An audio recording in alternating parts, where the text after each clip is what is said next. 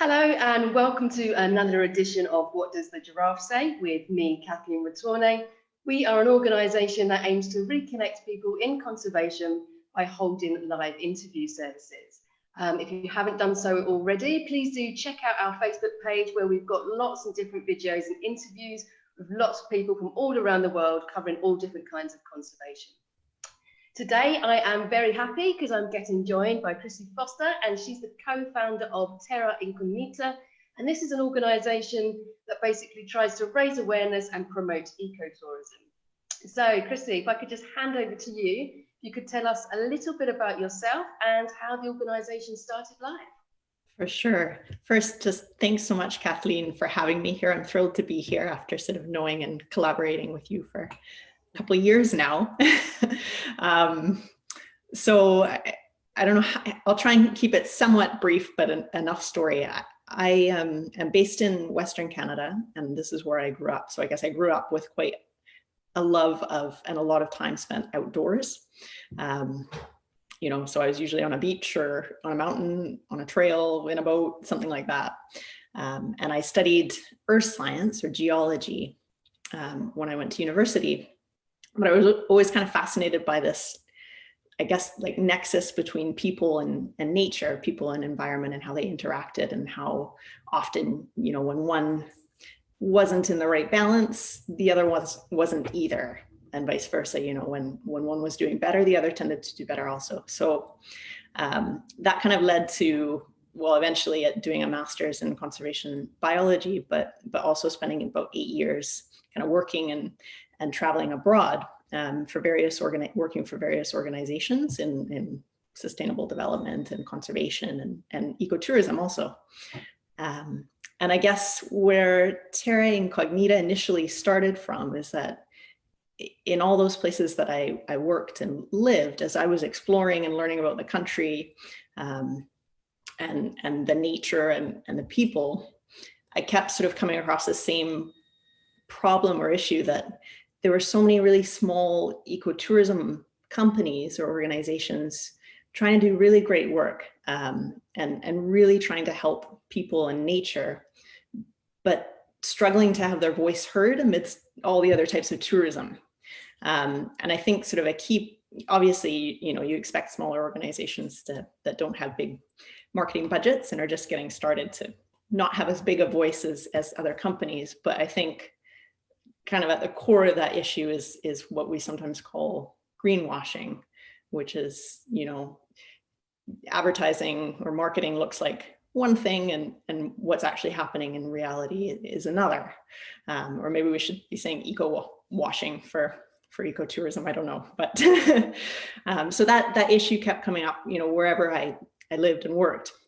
And so I guess Terra Incognita came from wanting to help support these smaller companies that were doing great work and trying to do even better work, help get their voice out there, help recognize what they're doing, help them kind of be heard and compete, so to speak, against other types of tourism. So yeah, just really wanted to recognize and promote their work.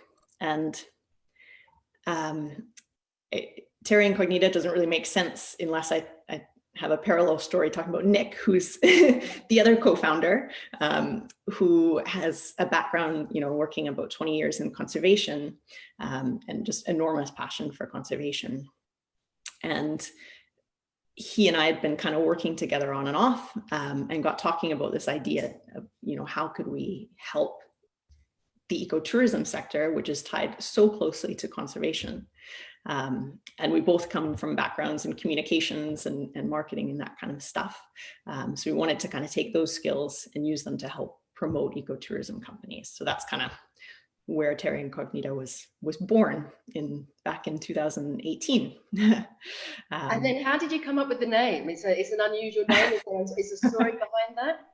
Yeah, well, I guess part of it was that recognition that these companies are largely hidden. And people were looking for more like authentic experiences that are off the beaten track and aren't necessarily the mainstream ones that you always hear about. But we just kind of had a voting system for that name. So we put out a bunch of ideas to people on our networks and and we went with one of the ones that was the most popular. So that's where it came from. And then since you've started, I mean, you kind of touched on it a little bit before when you're talking about ecotourism and sort of greenwashing and that kind of thing. Have you started to see different changing attitude towards ecotourism, both in terms from organisations and people who are actually tourists themselves? And do you think COVID has played any part in that, when now people are a lot more aware of that natural connection? Yes. Quick answer. Yeah, I think COVID has played a part, and I think there are changing attitudes from both operators or organizations in ecotourism and from tourists. I think that movement has been ongoing. You know, there's been a momentum building where people have been looking for sort of more sustainable travel, more ethical opportunities, where they're, you know, trying to give back through tourism. But I think COVID has opened up this, you know, despite all of the horrendous things it brought, it has brought an opportunity in the sense that people and organizations have this time to kind of stop and pause. And so suddenly there's this time available to do the really important work, but not super urgent work of you know, how can we be more sustainable as a business, or for tourists, how can we really pick a good company or a good destination the next time I travel.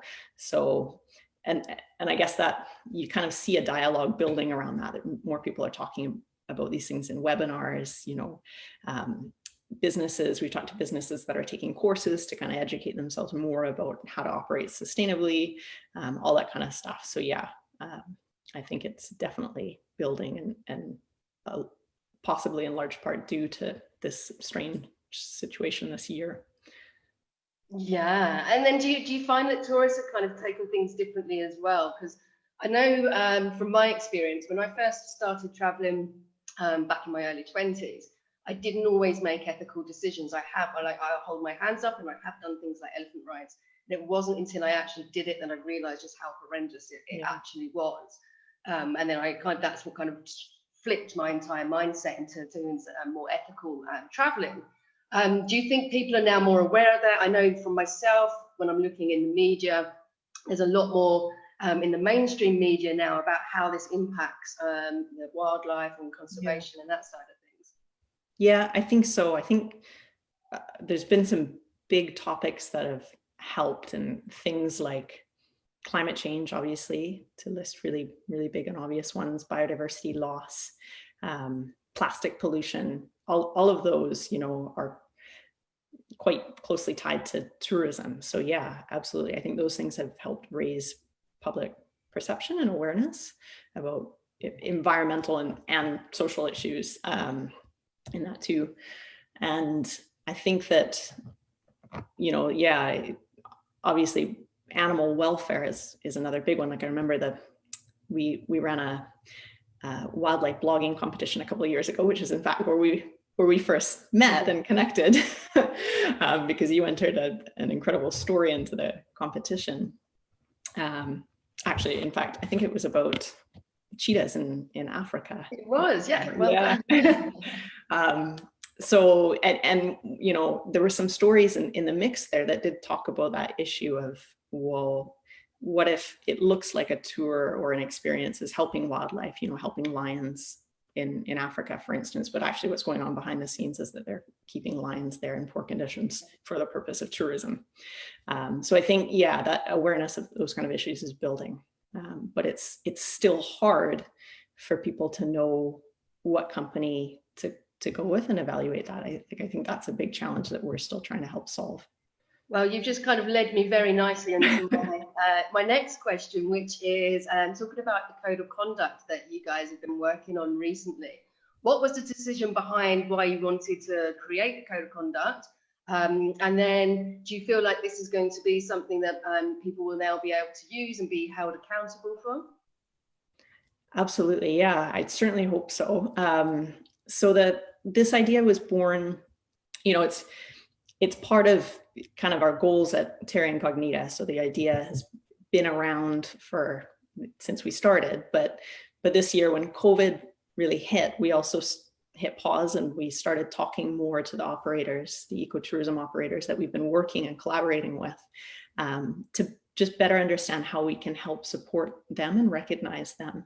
And so this theme of needing standards for ecotourism at a global level that were really easy to communicate, that would give operators or providers of ecotourism experiences this sort of assurance and recognition that they're doing the right things.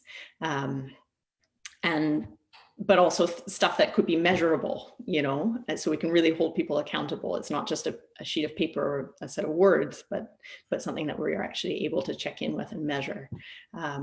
So that's what we heard from the providers that we're working with. And then we kind of set about a really quite collaborative and quite sort of community generated process where we just went out and talked to all of the operators, media representatives, so people like bloggers, photographers, journalists, as well as tourists and other groups, like some representatives of local communities or academics in the mix there too. And we asked them, you know, what would this type of code look like? What would the key principles of this code be? And in the end, we heard from well over 100 people from those different groups who input into, you know, what they thought those key principles should be that would form the basis of a code of conduct for ethical ecotourism. So we started with 11, we narrowed that down and really simplified it to 7 that we think are clear, cover what we want to include and are easy for people to understand, you know, at a glance. And then actually this week, tomorrow, in fact, we're going to start working with a group of founding partners. So these are people who have some expertise in ecotourism. Many are ecotourism providers themselves. And we're going to work with them to figure out, well, how do we measure these principles? Again, so it's not just words. How do we sort of police it and check in that providers are doing what they say they're doing? And then how do we go about promoting this code so that people understand it and can use it? So that's where we're at. Talking in terms of collaboration, I mean, I know from dealing with you myself and also from your website as well, you focus quite heavily on collaboration and knowledge sharing. Do you feel like that was kind of missing before, and why do you feel like it's important? Yeah, it's a good question. And it's one that comes up in the conservation space in general, I think quite a bit. Yeah, I do feel like that's a challenge, and it's an ongoing challenge. We've definitely heard from the people that we work with that there is a lack of communication, say, between ecotourism providers and other groups like NGOs or communities or researchers, tourists, you know, all of the different groups that play a role in tourism and in conservation. So yeah, I think there's a gap and a challenge there, and probably something that we've tried to do, but really that sits like at the core of what Terra Incognita is, I think, is building that community of people, really. And those people are ecotourism providers, they're tourists, they're bloggers. So as you know, we ran a couple competitions for wildlife blogging and travel blogging.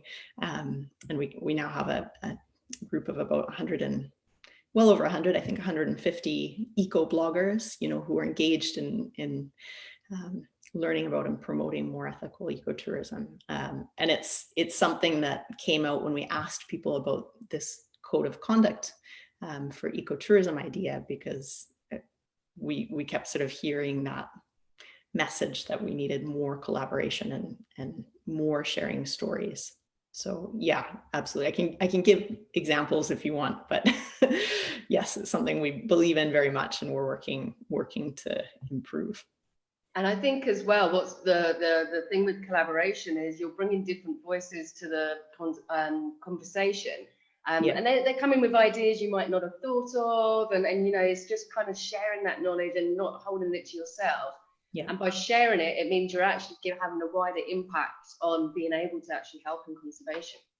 Yeah, I think it's hard. Like in conservation, sometimes we're always talking to the people who are already engaged, and that's not what we need to be doing. Same with people who are, you know, either traveling or they're providing tourism experiences. We don't want to just target people who are already doing a great job, but also companies that might be interested in improving. Like, how do we raise the standards of the sector as a whole? Absolutely, yeah. And then alongside, obviously, when we're talking about ecotourism, your natural thought will go towards, so like natural resources, wildlife, conservation, that sort of thing. But I know that you guys are also very passionate about pushing the community aspect as well. Can you explain why that's important in ecotourism, and if you're seeing a change in attitudes here? Yeah, okay. I think that's a really great question too, because quite often we've got the word eco and ecotourism, and it largely gets associated with, you know, the environment and nature, which is very true. That's where ecotourism is based, is in nature. But I guess maybe this one's easier with examples. So you really have to kind of change your perspective to understand this one. If say you've come from a big city where there's not a lot of connection between people and nature, it's not as obvious. So for example, I grew up in Victoria, Canada, which is a relatively small city. And you've kind of got your parks and your natural spaces, and you've got your people, and you don't really, oh, sorry for the phone there. You know, you can kind of, they're not separate, but you can kind of see them as separate. So it's not immediately obvious that tourism or ecotourism should be involving local people. But then you look at something like cruise ships. So we're at a cruise ship destination. Big cruise ships come in, not currently, but in past. And with them come a lot of people. That drives up prices. There's waste involved in that. So you start to see, okay, there, you know, even though that connection is not obvious, tourism is having an impact on local people here.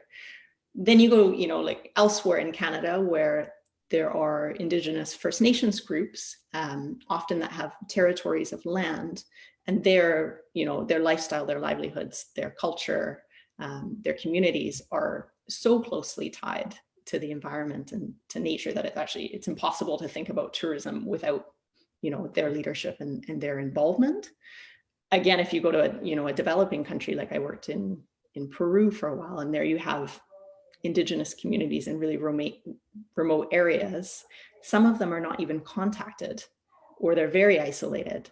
So you have, you know, cultural issues, safety, health issues like disease transmission. And again, you know, these livelihoods and cultures that are just very intricately connected with nature.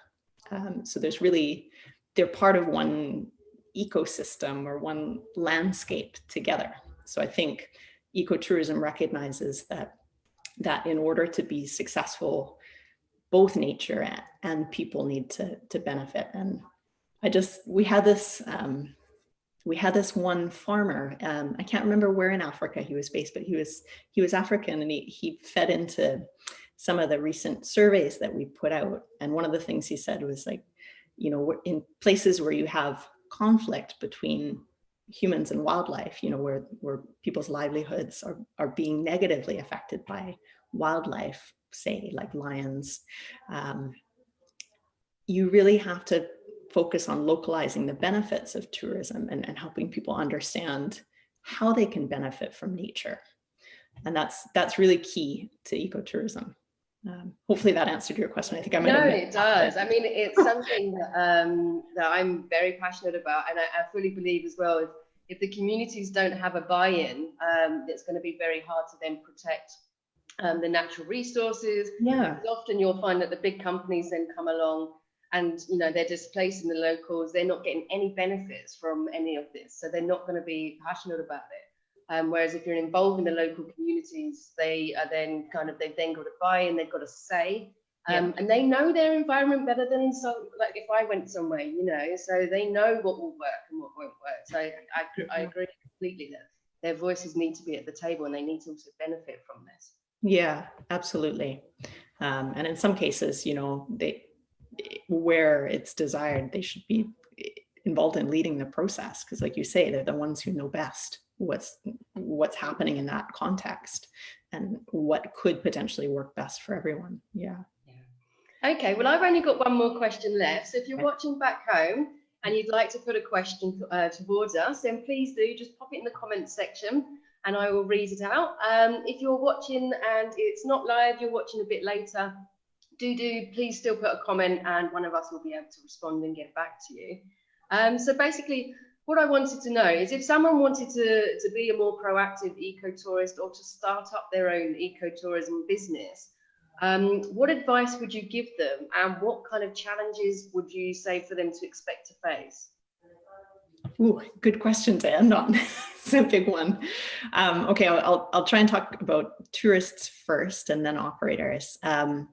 Yeah, as a tourist, I mean, I think it's important. Often we put the onus of responsibility on the people who are providing ecotourism experiences to do the right thing, and absolutely they should. Same with government, same with other organizations engaged in tourism. But tourists also have a responsibility. You know, for instance, when I worked in South America, in Peru, often you get a lot of sort of high volume of tourists going to some areas that are quite fragile. You know, fragile in terms of biodiversity or fragile in terms of culture as well. And when there's high demand placed by tourists for really cheap tours in mass volume, and you're in this case, you know, an area where it might not be as well regulated as it would be in other countries or other regions, that can have an enormously negative impact. So I think it's just worth bearing in mind as a tourist that if you need to be responsible what kind of impact you're having through tourism, and equally that if you know, educate yourself a little bit, and if you try and pick companies that are doing a great job and that are really ensuring that they have a more positive impact on conservation, on environment, on people, local people, you can have a hugely positive impact. And you're likely to have a much better experience as part of the process. So yeah, I guess we hope that this ethical code of conduct we're developing will also help tourists know how and who they should be supporting. And then for operators, well, the first thing I'd say is, you know, I'm not an ecotourism operator myself, so I would encourage anyone who's looking to start up an ecotourism business to talk to other people who've done it successfully. But I would also say that the building a business that's kind of got sustainability at its core is so important. And it's not just important because that's a big issue right now. It's important as a business because, like we said, the demand for that's growing, and because it can make for a stronger business. So, for example, I went whale watching for the first time this past Sunday. Never gone whale watching. Always been one of those people that was a little bit skeptical about whale watching, in fact. And we went with a company that was just brilliant. And from the beginning to the end, these were two people that were also scientists and working actively in conservation.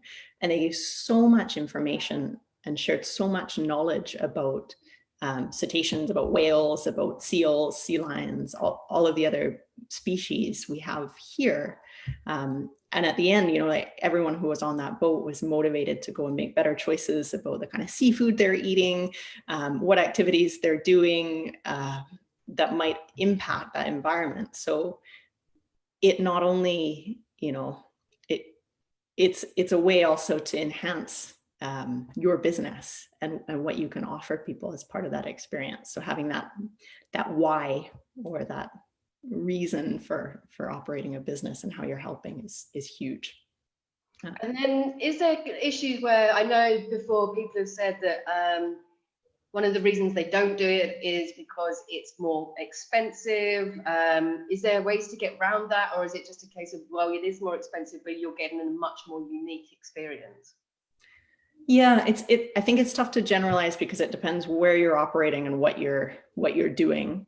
But not everything has to be expensive. You know, if like the example I just gave, where we're talking about mammals, marine mammals, there's lots of guidelines depending where you're operating around how to how you can operate without having a negative impact, what distance you keep, what noise level, all of that kind of stuff. Educating your guests doesn't necessarily have to cost anything. So I think there's a lot of things you can do that don't have a huge cost, and where there is a cost, obviously there's kind of, if you're building a sustainable business, there might be more of that investment at the beginning, but that pays off down the line. And that goes not just for ecotourism, but a lot of businesses. Like I used to work with a conservation organization that worked with, mining and oil and gas companies and that kind of stuff. And again, when you actually look at what happens when you invest upfront in more sustainable practices, the payoff in the end is far better. Not really a related example, but just to say that, yeah, it's worth making that investment up front as much as you can for down the line. Yeah. Okay. Well, we got a question from Jenny Desmond. Hi, Jenny. I actually interviewed Jenny a few weeks back. She works for Liberia Chimpanzee Rescue and Protection. So thank you for tuning in, Jenny. Appreciate it. You're doing some incredible work. And she's asking, where is the best place and source, or what is the best way for a tourist to find out if an organisation is actually ethical? Yeah, well, I would say a few things. One, that's something that we're building. So you can, we just mentioned the ethical code of conduct. So we already have criteria in place through Terra Incognita for ecotourism providers or operators. And you can go on the website and you can read different providers' responses to those questions around criteria, and they have to do with conservation, local communities, education, sustainability, etc. But we're also building something that's, I guess, a lot more robust, which is this ethical code of conduct that we plan to roll out by early 2021. So we hope that that's going to be a great tool, not just for the providers, but for tourists, to find out really clearly what operators are meeting, are committed to the principles, the 7 principles that we have, and that we're able to actually, measure what operators are doing for each of those principles. But there's countries and regions that also have great standards in place. So for example, Costa Rica has been developing a certification scheme. I know in the US, Florida has one in place. Australia has a great one in place through Ecotourism Australia. So there are certification schemes already out there too in some countries and regions that are really, really robust. So depending where you're looking on going, that can be a great tool too. Yeah. Okay, excellent. Well, actually, I've just got one more question that I wanted to ask you as well. So I know that each year that you've been running your blog competitions, and I think that's an awesome way, as well as kind of spreading awareness about what you guys are doing, but also sharing different stories. Are you going to be doing one again for next year? Good question. And can I win this time? You are so close. No, we can't rig it so you'll win. Wouldn't be a very good competition if we did that. Yeah, actually, we haven't decided is the honest answer. So we ran the first one in late 2018. We ran the second one, Travel Blogger of the Year, sort of the end of last year, beginning of this year. We're not running one this year, but it's possible that we would in 2021. And the reason for that is that we had such a blast running it. Like both, we come from backgrounds in conservation, but also in communications. So storytelling is like a huge passion, huge passion of mine, huge passion of Nick's. How do you share stories about conservation, environment, all of that kind of stuff? But it's a huge undertaking to run. So in order for us to develop this code of conduct, we couldn't possibly do the 2 things at once. So we kind of had to put it aside for now, and focus on getting the code ready and getting it out there so that we can have as much benefit as we can in the sector. And once we're done that, we'll be able to evaluate what else we can do. Yeah. Okay. And if someone is running a business and they want to come onto your website and promote themselves on there, what's the best way for them to go around doing that? Yeah, they can just go to our website. So it's www.terra-incognita.travel. I know it's a bit of a mouthful.